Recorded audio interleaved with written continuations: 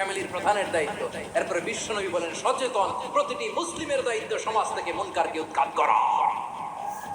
বিশ্বনবী বলেছেন মান রাআ মিনকুম মুনকারান ফালিয়ুগাইয়িরহু বিয়াদিহি ফাইন লাম ইয়াস্তাতি ফাবিলিসানিহি ওয়া ইন লাম ইয়াস্তাতি ফাবিকলবিহি ওয়া যালিকা আযআফুল ঈমান।